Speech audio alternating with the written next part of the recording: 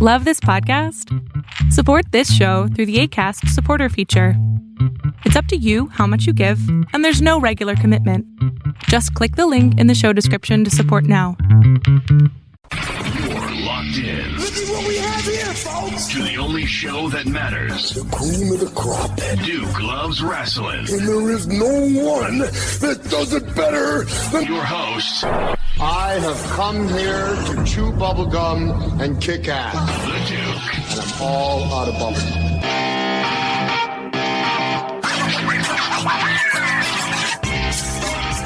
Well, folks, you know that with so much going on in the wrestling world, I had to bring back our favorite New Englander.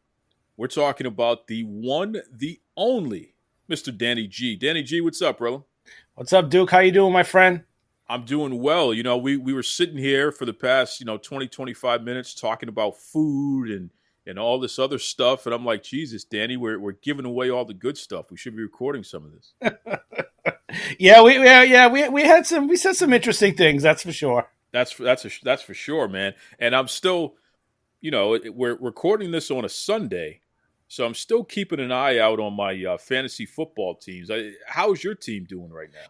I'm actually in 3 leagues. Wow. I'm in one league that I've been in probably since 1999 with some guys. So that's quite a few years on that one. And then I'm in another league with people I used to work with at a job, and then I'm in Brad Shepard's league with him. So I have fun. I like fantasy football. They're not all money leagues. Only one of them really is. So I just I do it for fun. I enjoy it. It gives me something to pay attention to on Sundays. Absolutely. Now talk to me about Brad's league. I mean, where are you in the pack so far? 2-1. I'm in the top. I think I'm number 4 overall. I whooped Brad. I did whoop Brad. So, and my team name is KO is my hero. So for Kevin Owens, and we know how much he loves Kevin Owens. Listen, Kevin Owens has made a complete life change. He's been toning up, and it looks like he's been hitting that gym hard. I have a theory that Brad Shepard is to blame for that. Could be. I mean, I've never understood Brad's hate for Kevin Owens. Honestly, one of those things that I think Kevin Owens is good. I think he's one of those reliable guys that you can pretty much plug into any storyline and he'll make it work.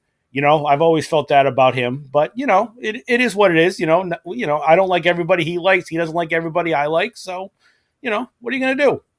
Let me tell you something. I agree with you where I feel that Owens is very talented, dependable, which is important there. So I'm going to give the guy his props on that. But I don't like the guy because I think he's a phony bastard. I think that there came a point in life where he realized if he pretends that he's one of the wokesters, then that'll keep him out of trouble. But in reality, he's kind of a jerk. So, Kevin, I respect your quality of work, and that's really all that matters. But from what I've seen, and maybe I haven't seen enough, or maybe there's been a misunderstanding of what I've seen. But from what I've seen in regard to some of the decision making you've made throughout your career, I don't particularly care for you, Kevin. So there's that.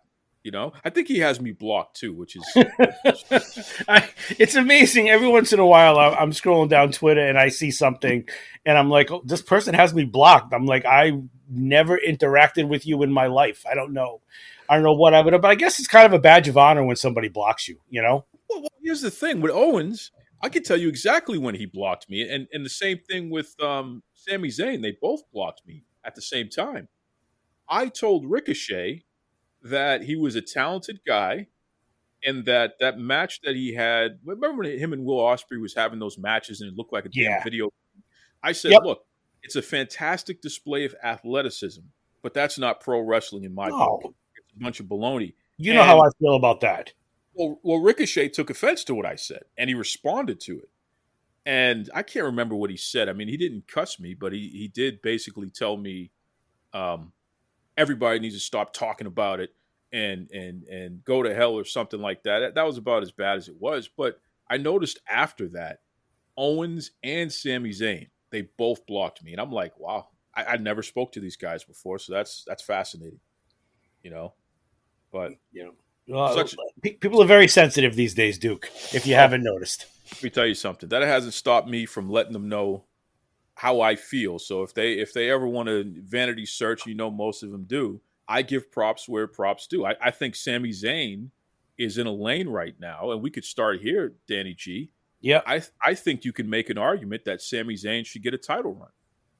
It wouldn't hurt. It wouldn't hurt. I think he's doing some of the best work of his career, and I mean, a lot of it is obviously character work, but he's just, like I said, he's one of those guys. He's just a true professional.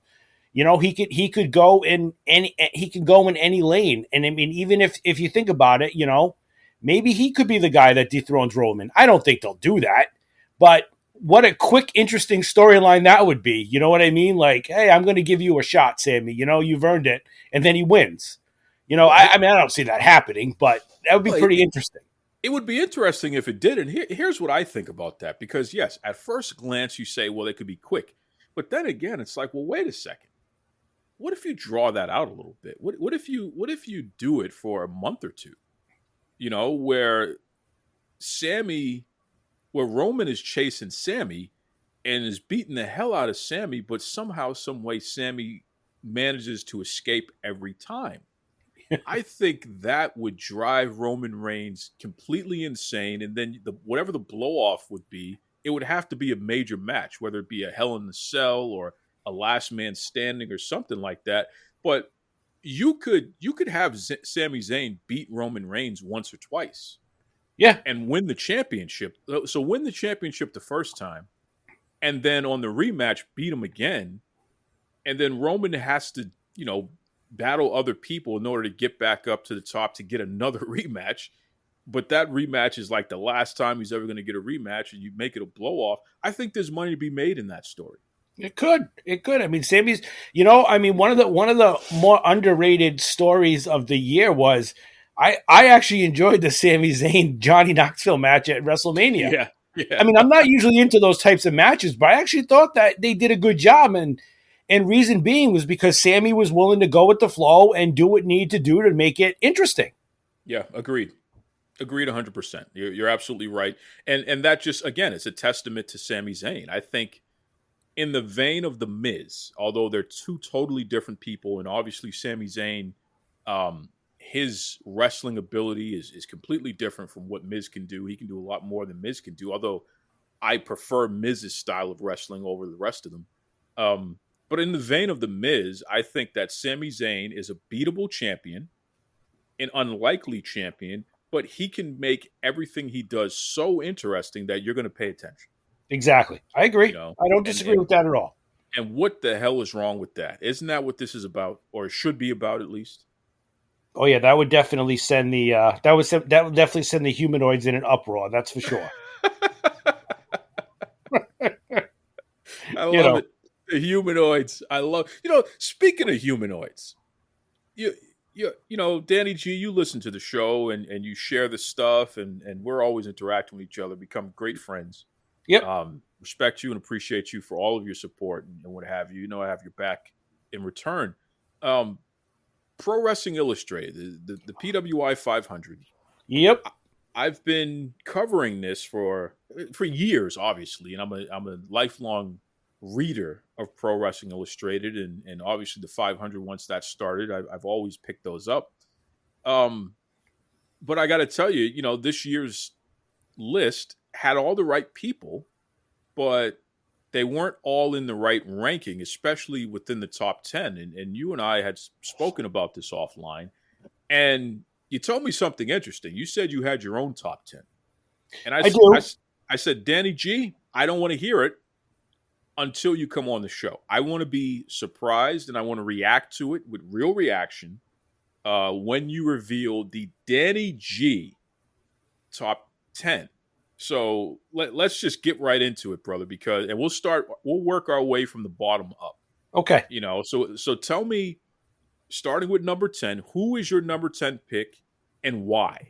And then I'll react to that. So, all right. So my top 10 is based on, obviously there's the normal stuff, like championship titles, being the main one, championships, wins, losses, all that good stuff. I mean, it's in that. But what I put into the factors for me was I felt like guys that created buzz, guys that piqued my interest, that made me want to turn the TV on a Monday night, Wednesday night, Friday night to see what could be happening, if you know what I mean.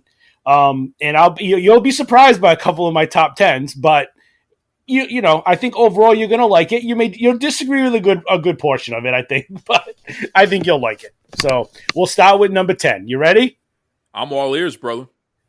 MJF, because he, you know, the whole thing about not showing up at one of the pay-per-views and getting on the airplane and heading out and stuff like that, and then showing up and doing the job.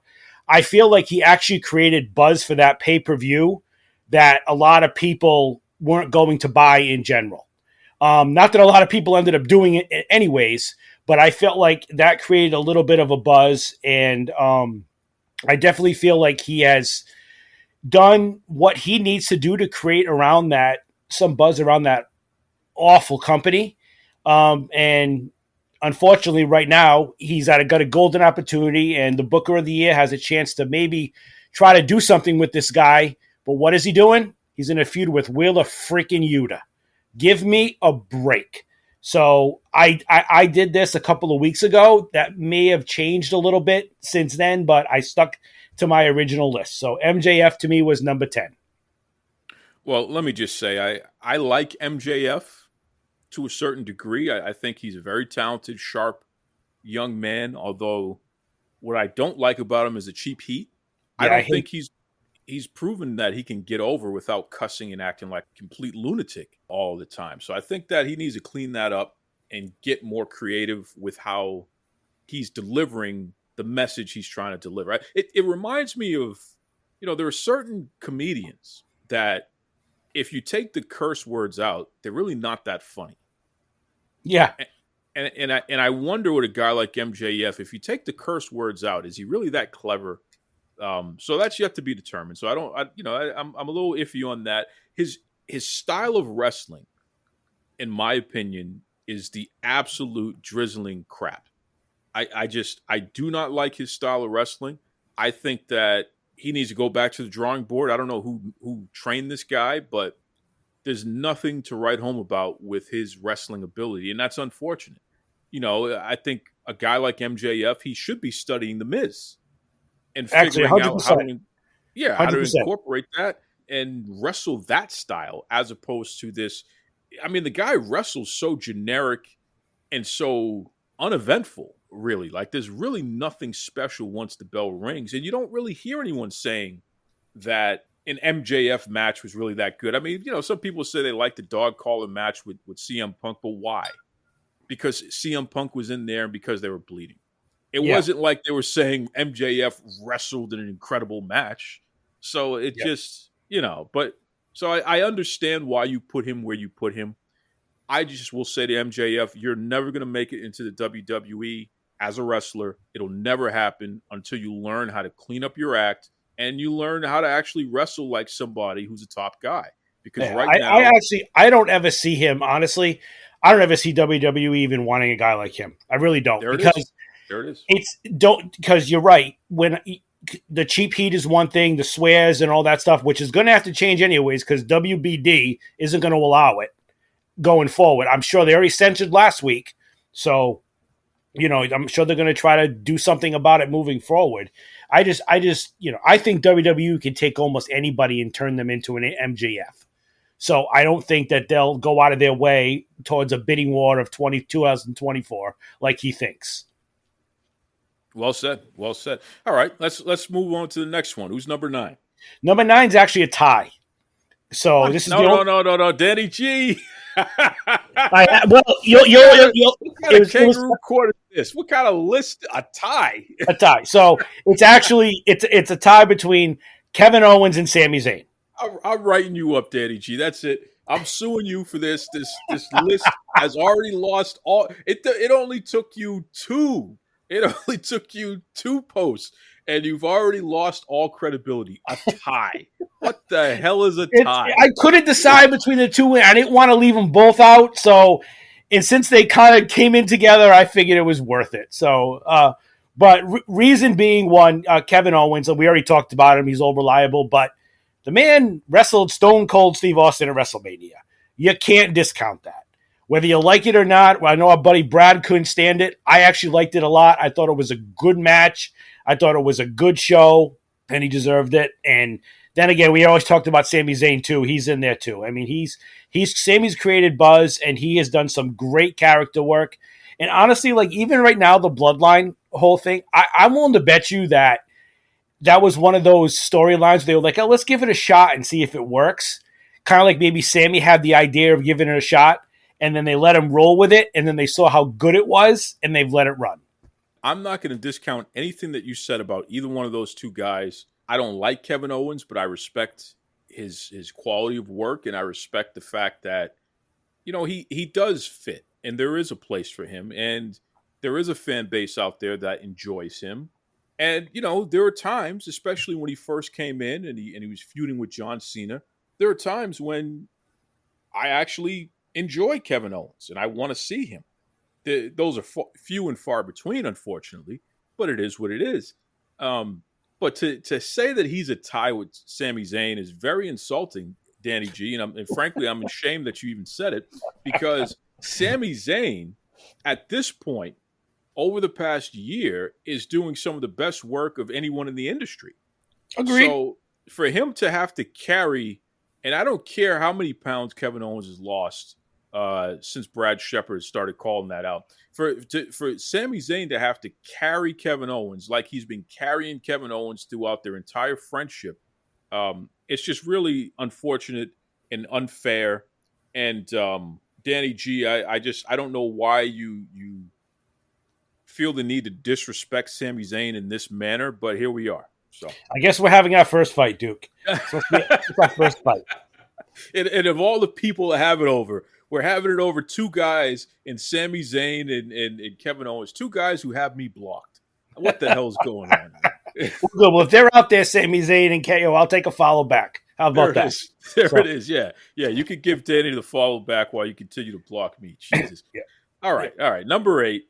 All right, so number 8 is a guy that could have been higher. I also factored in, I wanted to make sure these guys were a majority of singles wrestlers throughout the year, and also, not necessarily got hurt. So I got Big E at number 8. He could have been higher had he not gotten injured, unfortunately, which was one of the saddest things I've ever seen, because he's just one of the good guys that's out there. He's just a great human being. You can tell he's a very good performer in the ring. I wish they had represented him better in his title reign. I think that if Triple H was in charge at the time, Big E would have been represented a little bit better. And unfortunately, getting hurt in the ring like that with that ridiculous move that doesn't need to be done on the outside of the ring. I don't understand why they feel like they need to do that with two big guys like that, but they did it, and he got hurt. I hope he comes back. But he had a great year overall. I mean, beating Bobby Lashley, then again on Hell in a Cell, beating him again, had a couple good title defenses. So, he could have been higher on the list had he not gotten hurt. Okay. All right. I mean, look, Big E should be on the list, so I'll give you that. And number 8 is fair. I mean, he did get injured. He had missed a significant amount of time over the past year. I got to be honest with you. I have not been impressed with Big E, the singles wrestler, as much as I've been impressed with Big E, the tag team wrestler, or the Agreed, 100%, 100%. But I will say that his matches with Bobby Lashley have just been tremendous. And they were good. Especially in the cage. I mean, that was awesome. Oh my God. Just some of the best cage match that I've seen in a long time. And I give a lot of credit to Bobby Lashley for that, because Bobby Lashley put Big E in a position to be able to show his stuff and look strong doing it. Yep. You know what I mean? So kudos to both of them. But Big E, to his credit, he didn't mess it up. So that's important. I don't really care how much of a good guy he is. I mean, so what? You know what I mean? Being a good guy has nothing to do with wrestling ability, in my opinion. Although, to a certain degree, that may have something to do with chemistry in the ring, and maybe your opponents will want to work harder for you because they actually respect and dare I say, like you. So I understand what you mean by that. But Big E, on a personal level, I don't give a damn how much of a good guy you are. I think that you've wasted everyone's time with those stupid dives that I keep telling you to stop doing. You're like 400 pounds Yeah. of raw muscle, and you're out here doing dives like a complete and utter humanoid. And Ridge Holland shouldn't have done that move that he did to you on the outside, and you certainly shouldn't have allowed him to do it. But I'm going to tell you, the dives didn't help you. And they probably are responsible for putting you in a position where you are as injured as you are. Yep. And somebody's going to take offense to what I just said. And to all of those somebodies, kiss my glorious brown backside, because it's the truth. Okay? This guy has no business diving. Anyone his size shouldn't be diving. It's ridiculous.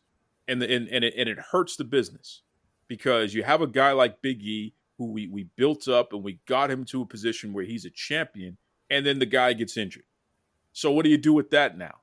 You know what I mean? It's like you can't even bump him back up when other people they got to take time off or get injured or et cetera, et cetera.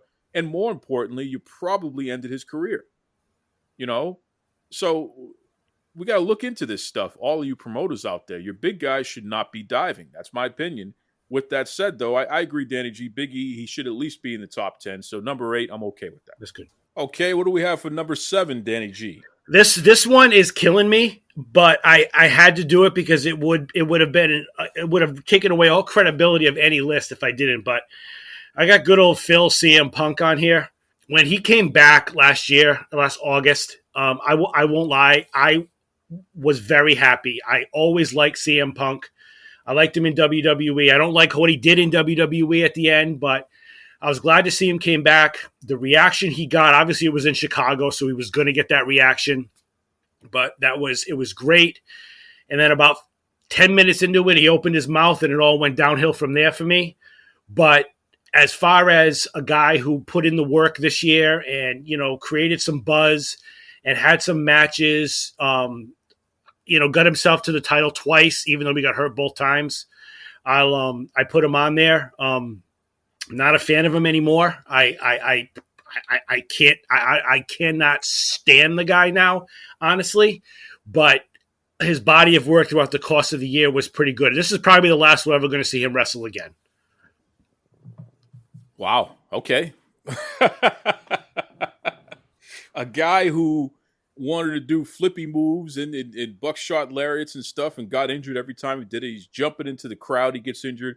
What a complete and utter disaster he is. And you know why, Duke? Because he was away for 7 years. This isn't a job that you can be not that I've ever done it, but these guys can't be away from it for that long and not expect to come back and be able to do all these things. I mean, even Edge, you can see, he was gone for so long. He's not the same wrestler he was before, and he knows that.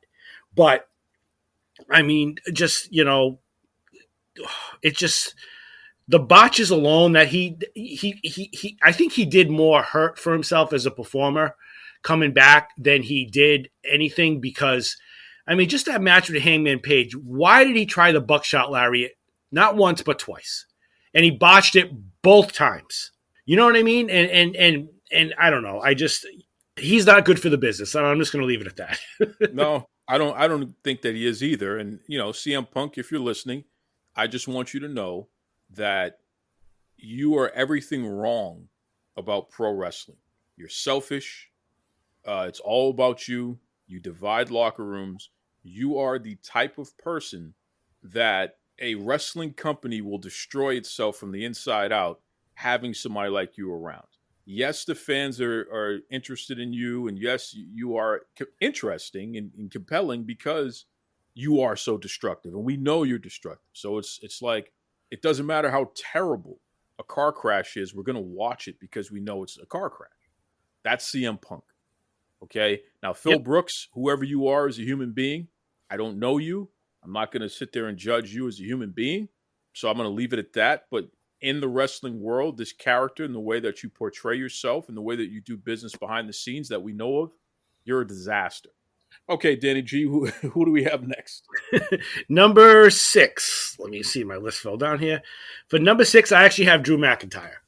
and mainly because he's been a workhorse for the company since the pandemic. He had his title runs during the pandemic. I wouldn't mind seeing him have that with actual crowds. But he's also, he's another guy that you can plug into just about any storyline. He's on the road every week with them. He had a great match with Roman at Clash at the Castle. That was great. He does what's right for the business. I think he's been a workhorse, and that's the main reason for me putting him in here. Is I think that he does what's right for the business, and he's good for WWE. And I just enjoy. I actually enjoy his work. I mean, he's not my favorite wrestler, and he's not the best on the mic, but I don't change the channel when he comes on. I actually enjoy Drew McIntyre. Yeah, and I know a lot of people don't like the sword. I like the sword. I think that makes him more interesting. The thing I like about the sword, I like it as a prop, Duke. Don't be swinging it around, because everyone in everyone in our mother knows that he's not going to really use it. And two, God forbid he ever lost, let go and it gets into the crowd or something like that. That's just dangerous. Agreed wholeheartedly. McIntyre, I don't mind him being on the list. I think Drew has carved out a space for himself, and I think that at any point he could be in the title picture. So because of that, he is one of the top wrestlers in the world. He has to be, because he's in the title picture for the number one company in the world. So it is what it is. So Drew, I'm okay with that. That's a good pick. What do we got next? Brock Lesnar, number 5. Just because he's Brock Lesnar. I mean, I could watch him and Roman fight every day. I really do. I have never seen them I don't think they've ever had a bad match. I know, just if you think about it, none of us can really prove this, but I mean, at Elimination, kind of like impromptu, when Lashley went down and was really hurt and couldn't compete, they had to do something. You know what I mean? They had to figure something out. So, Brock won the title and he went into WrestleMania. So I feel like over the course of time, Brock's matches have also gotten much, much better. I think he can get in the ring with just about anybody. It can turn it into a good match, whether they're a big guy like Roman, a little guy like Finn Balor or AJ Styles. I like Brock Lesnar, and I actually like face Brock Lesnar more than heel Brock Lesnar. I just think that he's done a great job with this cowboy character, and we all know he'll be back. Probably won't be back till after the first of the year, but he'll be back and he'll be in the main event picture, and he's good. He's good for business. Good stuff. Yeah, I agree with everything you said, and I think that even though he hasn't wrestled as much as the other people on this list here over the past year, still when he wrestles, it's box office. It's the biggest thing going. It's the most compelling thing going. You're going to pay attention. For that alone, Brock Lesnar should be on this top 10 list for sure. Good stuff. Yep. What do we have next? Number 4 is Seth freaking Rollins. Just another guy who I think has had a stellar year. Just another guy you can pretty much put into any storyline. He makes it good. The guy's character development over the course of his entire career has been fantastic. He's going from being in the Shield, to being the Beast Slayer, to being the Monday Night Messiah. Now he's a Seth freaking Rollins with all the crazy suits. And another guy who I think always has a good match is a guy who used to do a lot of, as you always say, flippy dippy peanut butter skippy. He's kind of gotten away from that, and I think it was smart, because I think it's going to extend his career. And he's had some really good storylines. I obviously loved the storyline with Cody. I thought when he came out at the Royal Rumble to the Shield music against Roman was one of the top 4 or 5 moments of the year. I really, really, really, really liked that. And I would really like to see him do another program at Roman. I think those two guys also always deliver. So that's why I got Seth Rollins at my number 4. No complaints from me. I like Rollins. I think he's like a step above Drew McIntyre, but he's kind of in that pack at the same time. He's not the top guy. He's not the A+ guy, but he's a solid A-, and You need those kind of guys. Those guys make great transitional champions. They make great challengers. Those guys will keep your company warm when it starts to cool off. It's not always going to be hot. Sometimes it gets a little cool out there. Take a Roman Reigns. If you take Roman Reigns and he's not on TV and he's not doing the pay-per-views for a few months, WWE is going to cool off. Yep.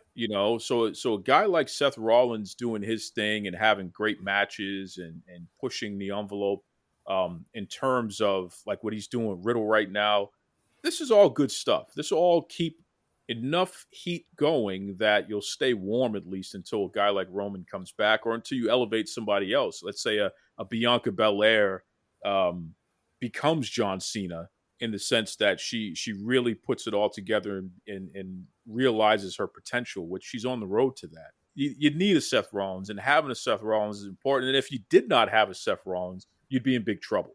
So that's a good one again. Good stuff. Yep.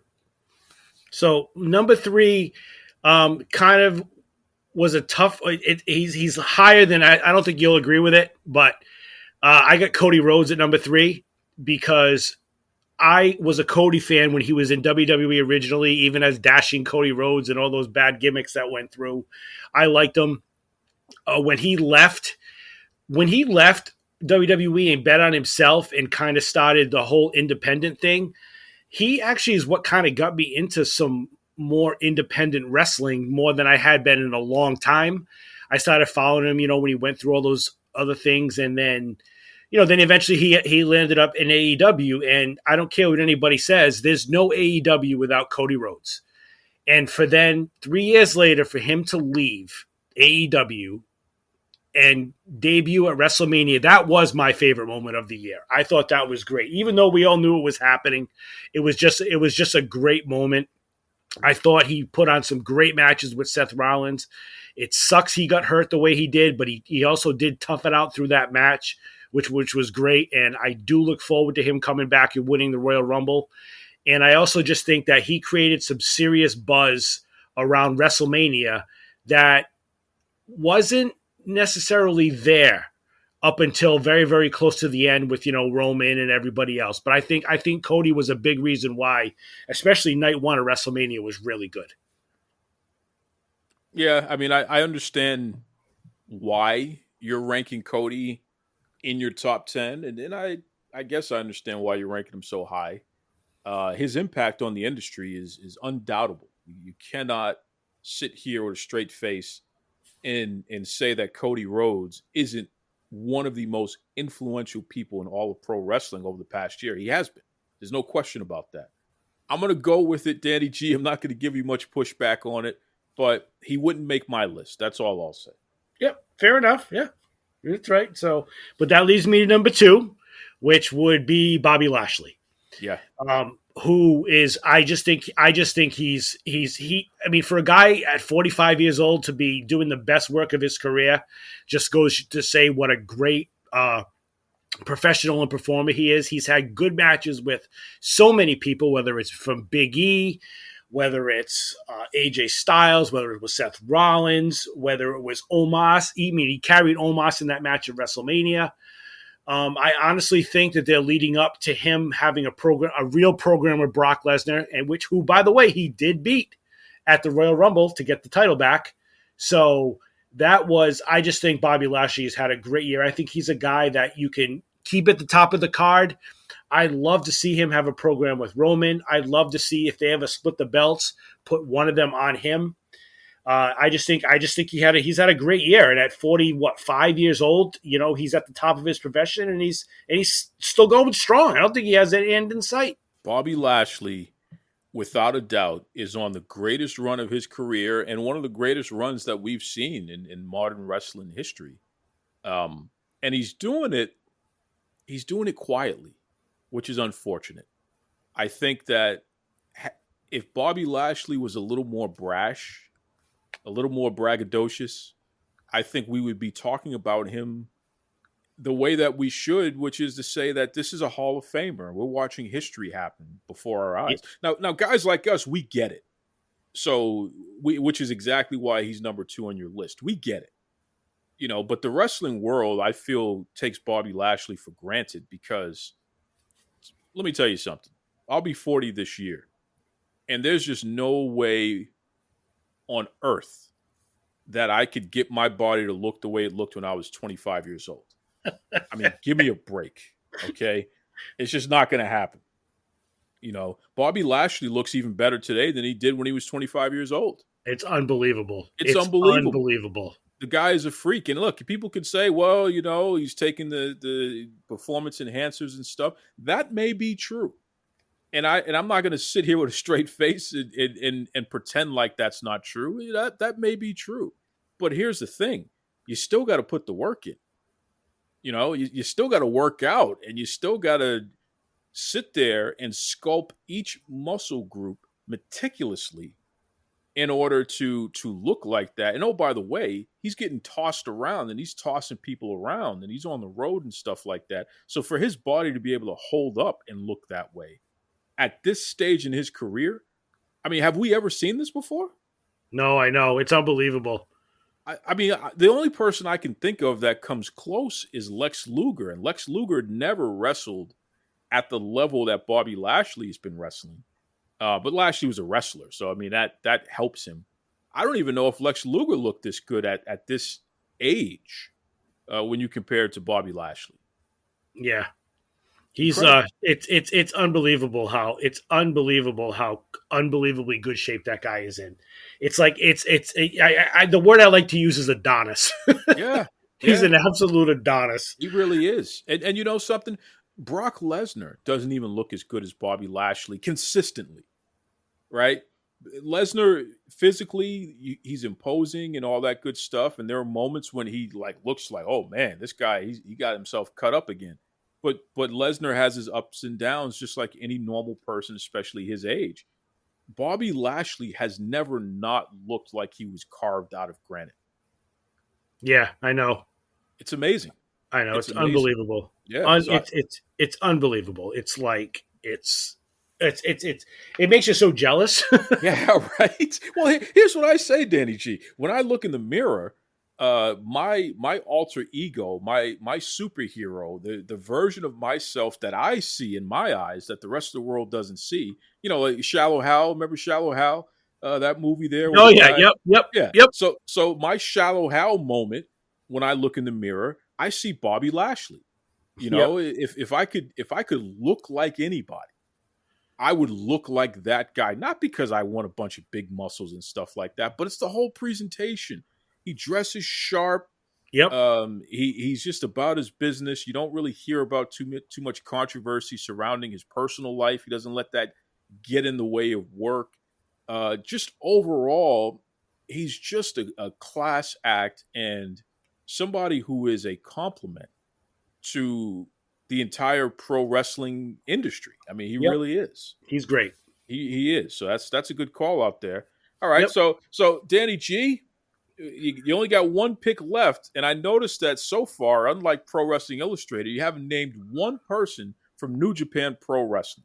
So, so are you about to do a major heel turn on me right now and name some guy from the depths of USA Japan who he does Dance Dance Revolution and he likes to cosplay all the different types of Dragon Ball Z characters or some nonsense like that? Did you find Cecil Fielder somewhere in Japan and you're dusting him off and now he's your number one wrestler? Come on, tell me the truth, Danny G. All right, I did. My number one is going to be let's see. No, obviously, come on. Anyone who thinks that Roman Reigns isn't the top dog in the industry right now doesn't watch. I don't know what you're watching. The guy he's killing it. He's getting better. He's finally the Roman Reigns everybody wanted him to be, and it's great to watch every week. The long ring entrance, the mic work. He's always delivered in the ring as far as I'm concerned. He's always been a good performer. And, right now he's just at a whole new level. I'm going to SmackDown on Friday night because I just wanted to make sure I got a chance to see Roman live before he decides to someday leave us and go to Hollywood. That's good stuff. I mean, look, man, this is one of the greatest runs in the history of pro wrestling, and it's ironic because I've been calling out Roman Reigns for years. He was my arch nemesis, and my biggest issue with him is that I never felt he was being his authentic self. He wasn't. He really wasn't, and it wasn't until the big dog, and then transitioning into the tribal chief, where it's like, yes, that's the guy.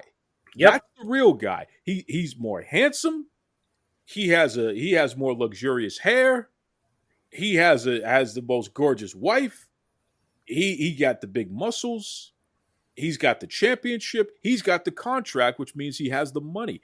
A guy like that, I don't give a damn who you are. There's no way in hell you're not going to have some serious edge, an air of I'm better than you. There's no way you're not going to be the type of person that people are going to look at, and it's like, I don't know if I like this guy or if I don't like this guy. I don't know if I want to give him a hug or if I want to punch him in the face, but he'll probably beat me up, and then he can afford to kick my ass and then pay for it. So I'm just going to stay out of his way. Like that's who the real guy is. So stop pretending that you're this cookie cutter, sweet baby face trying to please everybody. Get the hell out of here. I know. You can't look like that and have that kind of money and have you seen his wife, Danny G? Yeah, she's beautiful. Oh my God. She looks better than him. You know what I mean? You can't walk around with all that going on and not be somewhat of a little bit of a pompous jerk. I mean, that's life. It's just the way it is. That doesn't mean you're a bad person, but it's just you recognize and you own your greatness. And that's what it really was. Roman wasn't owning his greatness because I don't think he ever really believed he was great. No, no, it's not that I don't think he believed it, but I just think he was one of those guys where sometimes guys are too much team players. Yeah. He's a team player. And I think he was just doing what the company wanted him to do. I don't think he's a guy that wants to draw attention to himself and wants to create controversy or anything like that. I just think, and I honestly think that he kind of just fell into this. I think he came back and they let him be a heel, and then it all just kind of evolved from there. Adding Paul Heyman was excellent. I thought that was great for him. And it works. It's good. And the thing I like the most about it is I like the fact that he's been champion for so long. Yeah. One of the things that always has bothered me about wrestling over the past, I want to say 10 years, is the title change, the constant title changes. It's okay to have a guy hold the belt for a little while. It's okay. It's okay if the guy's a champion for a year. We grew up on Flair and Hogan and Bob Backlund. We grew up on guys holding the title for years. Of course. Yep, of course. I mean, and even Ric Flair, if you think about it, like he lost it a couple of times, but he would gain it back like 2 months later. Yeah. He would gain it back like in some cases 2 weeks later. Yeah. Yeah, who was? But that? I like that. Ronnie I think Garvin. that when didn't he take the belt back from Ronnie Garvin in like 2 weeks or something? Like it was 2 months. It was 2 months. But Kerry Von Erich, it was 18 days. Yeah. So, it was just like it's when you have a long-term champion, especially a heel long-term champion, it makes people want to show up because you're hoping that this is the one time he's going to lose. That he's finally going to lose. And that's where it's at that point now with Roman, where when he finally does have to drop the belt, it's going to be epic. And it's going to have to be to the right person. Agreed 100%. And listen, I love this whole bloodline stuff. I mean, obviously the Sammy stuff is great. Everything with the Usos has just been top of the line fantastic. And, a guy that I didn't see it in, but clearly he has it, Solo Sikoa. Oh, he does. I think I've said this to you from the beginning. I felt like since he started on NXT 2.0, I always felt he was the most ready wrestler they had at the time. From the beginning, I thought like when I saw him in his work in the ring and stuff, I'm like, this guy's a natural. I said he's the most overall ready guy for the main roster at that time. I mean, there were other guys there who are ready. I feel now too, but. He was ready pretty much from the beginning. He could have probably come right to the main roster. These guys, they're just naturals. It's in their blood. And maybe that's why they never made him champion. I mean, I'm not down with the Breaker experiment. I still think that guy leaves a lot to be desired. You know But how I feel about him. yeah, exactly. But the thing about Solo, even his gimmick, it didn't really work in NXT, but damn, does it work with the Bloodline? It does. It was you're right. It didn't work in NXT. It didn't. But he put up good matches. He put up good matches. And he's putting up good matches now. I mean, Yep. and I love the fact that he's looking at his brothers and he's like, "No, I'm going to hang out with Sammy." You know what I mean? And he's gonna protect Sammy. And what does that really mean? And when you think about it, it's like, oh, that just means he's Sammy's buddy. But it's like, no, keep your friends close and your enemies closer. And Exactly. if Roman brings his little cousin along and he's like, look, this guy, we're just using him, but I don't really trust him.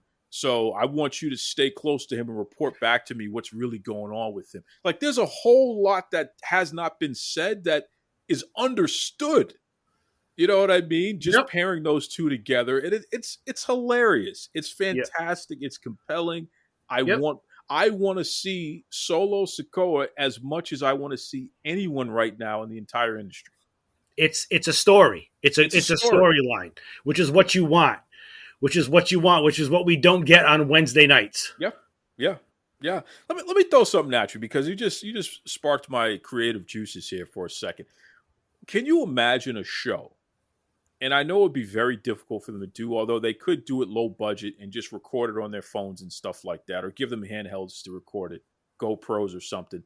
But can you imagine a show in which WWE would advance these storylines by allowing backstage conversations that get posted maybe online or maybe bits and pieces throughout the show, but they keep this stuff going, like Sammy and Solo in the car with each other talking or going down the street and somebody says something smart to Sammy and then Solo beats the hell out of them. Like, you could keep this thing even more compelling. Absolutely. And I think people would actually consume it. I think people would look for it and want to pay more attention to it if you were to do it. That would be great with a lot of different storylines. A lot of different things. I think that would be awesome. Yeah, you're right. I mean, you see, a couple of guys that were just hanging out. Hey, let's go to Taco Bell and grab dinner. You know what I mean, or something like that. And I definitely think, they could do that stuff. Like, one of the things, like, I'm going back a few years now, but like when CM Punk, right? Remember when he beat John Cena that night in Chicago when he took the belt and he left and stuff like that. They dropped the ball on that storyline so bad. I mean, think about it. You know what I mean? You could have CM Punk showing up on the Today Show with the WWE belt. It's like, I don't work for him, but I got their title. You know what I mean? You could have him showing up at like sporting events and like, just to create like buzz and controversy. They could have done so many good things with that and they didn't. It's true. And that's unfortunate because you're leaving money on the table. I think that in this day and age here where, look, you got a few extra minutes, you pop on YouTube or Facebook Watch or Instagram, and you're watching these short videos, these 30-second, these 1 minute, these 2 minute quick clips here. What's stopping WWE from feeding us a little bit more of that type of content where you're furthering storylines there? Yep. Yep. And it doesn't always have to be a wrestling match. It could just be people talking about the wrestling matches, just people or the aftermath of the match. Yep. So, stuff. Even like once in a while, guys that are in like a big feud, like Seth Rollins sees Riddle at like he sees Riddle at the gym or something like that, and then they just go at it, like little things like that, I mean, that's old school NWA right there. Yeah. That's old school NWA when the Horseman broke Dusty Rhodes' arm or something like that. Yep. But give us a variety of that. I would rather see that on YouTube than some of the crap that they put up. True. I wouldn't mind seeing some Mandy Rose behind the scenes either. So. Listen, don't make me call Tino there. All right, don't make me call the former Lucky NFL bastard. player. Yeah, I know. This guy, Jesus. Listen, I wouldn't be surprised if they bring him back just to keep her happy. I think he was given enough chances. Unfortunately, What I did they? think They hired him and fired him like 3-4 times. yeah. Then he went to AEW, and then they took him back, and I think that they just, I would, you could see him come. I would maybe like comes back as like a trainer, like a personal trainer, like for fitness or something with these guys to help them get their bodies ready in better shape. I could see something like that, but I just don't think I think it passed him by. I just don't think he was ever good enough, and they just weren't ever gonna let him get any higher than where he was. I mean, he never even made it to TV on NXT. No. So he's the type of guy that had all the tools, looked great, clearly a fantastic athlete, had the resume, coming from the NFL, and yet something just still never clicked.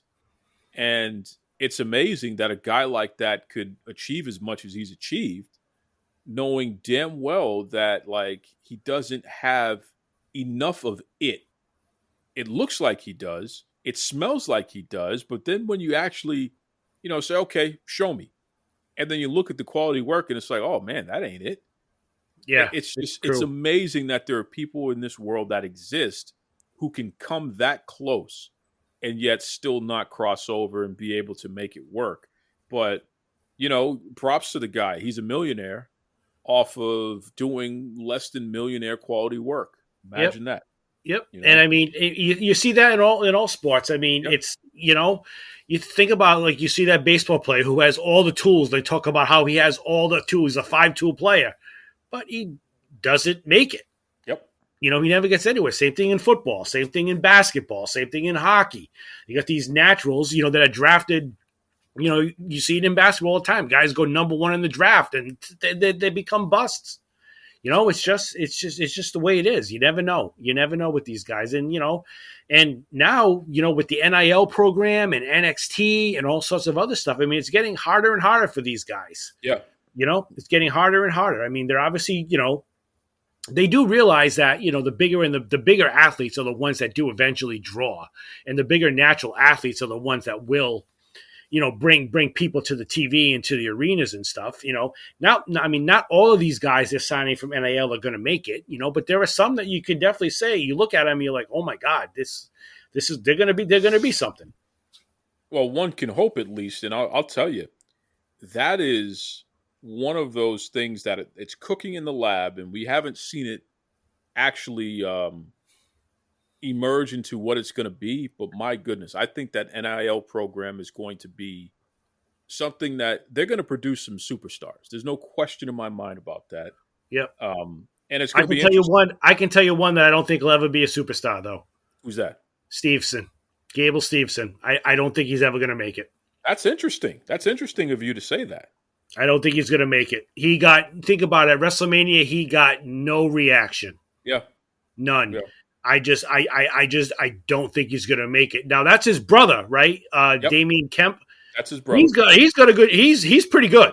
Yeah, he's learning. I think that kid's coming along at the pace that he should be. He's learning. He's good. And I mean, some of these other guys that have done the Creed brothers are phenomenal. Tiffany Stratton is phenomenal. Carmelo is great. I love Grayson Waller. I think he's one of my favorites. He's amazing. And the guys like how I say this forever. The guys like Von Wagner, Tony D'Angelo, Bron Breakker. Forget it. Never. Bron Breakker will never be a main event guy. Never will be. Honestly, they need to take the title off of NXT because it means nothing. It's doing nothing for the show right now. Listen, if you're not going to put the title on a guy, like Carmelo Hayes, he should be the champion right now. He's the Macho Man of NXT. Like whether he's the Intercontinental Champion or not. In this case, what is that? The North American Champion. Yep. Whether he's North American Champion or not, we know he's the number one champion in that company, in that division there. But if you're not going to put it on him, then at least put it on Grayson Waller. I mean, absolutely. What are we doing? Yep. Here's a guy in Grayson Waller where if it's not going to be Carmelo, then do it. Give it to Grayson, because one of those two guys could headline NXT pay-per-views and actually draw money. Exactly. Yep. 100%. 100. I mean, I think I don't know if you follow Grayson Waller on social media, but he's hilarious. He's excellent on social media. He's good. I mean, he still does need some work in the ring, but he's not terrible. You know, he's getting there. He's not as good as Carmelo is in the ring, but he's getting there. And I think he's one of the next big things. I really do. I really do. And I mean, they let him come up and feud with AJ Styles a little bit and stuff, which I thought was pretty cool. You know, that was definitely interesting. So and it makes fun. You wonder though, like, why aren't they doing more with this guy? Do they feel that in order for him to really be the moneymaker long term for them, that he needs a little bit more work? Because it's like a guy like that. Look, sometimes you got to throw people in the water and let them swim. Yes, 100%. Yep. You know, and that means they're going to fail. Roman Reigns, prime example. That means they're going to fail at first, but eventually they're going to get it, or they're not. You know, some people will flame out. I mean, there have been people who we thought, you know, Bo Dallas is a great example. Bo Dallas was NXT champion. Was it NXT or was it FCW? FCW. It was FCW. He was champion, and everyone was saying, you know, he's the next big thing, and he's fantastic and has all the tools. And that guy never actually caught on. Nope. But you have to take those risks, because you'll find a diamond in the rough like a Solo Sikoa if you just let the guy swim. Just get him out there. You know what I mean? Get him out there. I agree. He's, you know, they've got some good stuff down there. They really do. They really do. They do. And, you know, who knows what it's going to be? You know, now that Triple H is running it again, I know people are all in fear of, you know, going back to the old black and gold. I don't think he's going to do that. I really don't. I think he's going to try to combine the two. I will say that, but I don't think he's going to go back to the all black and gold and all the, you know, like the indie guys and stuff like that. I do think that if there's somebody, you know, on the indie scene that they like, that they think that they could do something with, I definitely think that they will, you know, definitely give them a look. I would not be surprised. You'd be stupid not to, you know, but I think there's good things. I mean, and it, to me, over the past couple of months, it was clear to me after a few things that, you know, as wonderful as Vince McMahon was and as much as he did for the industry, his time had passed. I mean, I think about some of the things that he was doing. Bearcat Keith Lee, come on. You know, I mean, whether you like Keith Lee or not, or anything like that, you know, you could do something. You could have done something with that guy. You know, you really could have. And, you know, doing what he did with Karrion Kross. I mean, from day one when Karrion Kross and Scarlett got in NXT, with that entrance alone, that was main roster ready from the beginning. You know, that was ready to go from there. And just seeing some of the things that he was doing, it's too bad. I really wish he could have gone out with a little bit more grace than he did. But I just feel like some of the ideas that he had would just getting to be borderline silly. Just kind of like he couldn't let go. He couldn't let go of the old ways, and the business needs to evolve. And I think it's in great hands with Stephanie, Triple H, and I mean, Nick Khan is a freaking genius, if you ask me.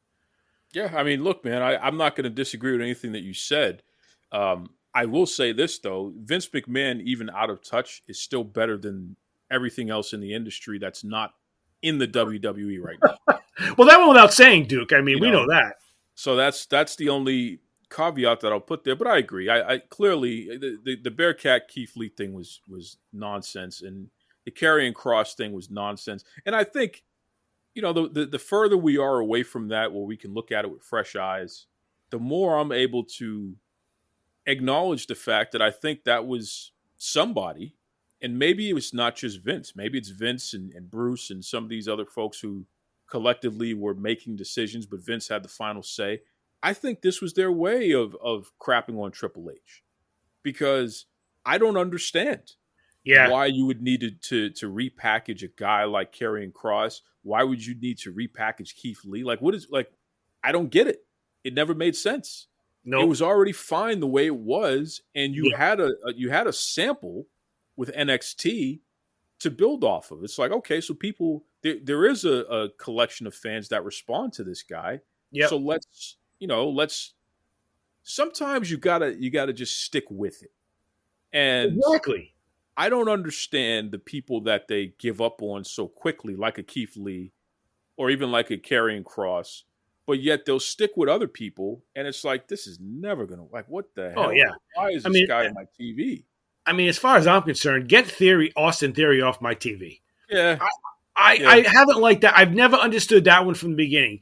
You know, has anyone talked about the Money in the Bank briefcase at all lately? No, it doesn't matter anymore. Yeah. I love the Money in the Bank briefcase. I love it when it's on somebody good.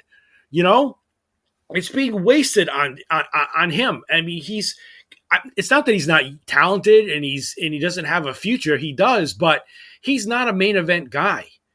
He's not. He's never going to be. You know, and this is going to sound bad, but it's not. He could be the Miz for the next 20 years. And there is zero wrong with that because the Miz has made a Hall of Fame career off the mid card. Yep. You know, off the mid card. That's the Miz, you know, and it is zero wrong with that. He's an excellent performer and he is a WWE Hall of Famer. 100%. You and I have talked about this so many times. There's nothing wrong with being in the mid card. It's what keeps the company going. Agreed 100%. And listen, I think that if there's a path to get that Money in the Bank briefcase off of Theory and get it into Sami Zayn's hands, can you imagine that? You took the words right out of my mouth. Think about how great that would be. That's the story. Yep. That would be epic. That would be epic. You know, that's the move. Or even if you know what, put it on Kevin Owens and then force Sammy to have to choose sides. You know what I mean? Where it's like, is he gonna sit there and beat on his friend, or is he finally going to turn and help his friend? Yep. You know, I know. Or have Sammy take it and then give it to Roman as like a gesture or something like that. Yeah. But it's actually a trick, whereas he can just cash in, you know, at a moment's notice. Like we would say Ken anyways, but just something stupid like that would be fun. But I agree. Put it on Sami Zayn. That would be awesome. That would be awesome. Listen, Danny G, as always, you knocked it out of the park. You know, I didn't agree with every pick. But overall, your list is a hell of a lot better than the PWI list. So I give you kudos for that, brother. What's the best way folks can keep up with you? Because I know that on Twitter, I'm at Wicked Smart, which clearly I'm not. But, you know, on that, you can find me on Instagram. You can find me on Facebook, whatever. You know, like I've said before, I just like to have good conversation, you know. It's amazing what happens to me with some of these people from Twitter, and it's always it's just the truth. It's these AEW fans. They ruin everything. They really, really, really do. It's like they can't. Well, actually, you know what? It's understandable because they take after their leader. You know, the leader can't stand being number two. He can't stand being number two. So he feels like he has to always compensate for it, and that's what they do. They can't just do what they do. They just have to try to take everybody else down with them. I want to remind you to check out Zencastr, Zencastr. That is my favorite program to use for all my recording needs. And the great part is, not only do they have audio, but they also have video options as well. So whether you're video conferencing, podcasting, just catching up with friends and loved ones, you definitely want to check out Zencastr. They have paid subscriptions. They also have a free version, which I'm actually using right now. Transcripts, the whole 9 yards, and even, get this, Zencastr has started to do hosting. So for all you podcasters out there, if you're looking for a host for your show, please consider Zencastr. You will not regret it. I'm telling you right now. Once again, Zencastr. Made on Zencastr. That's right.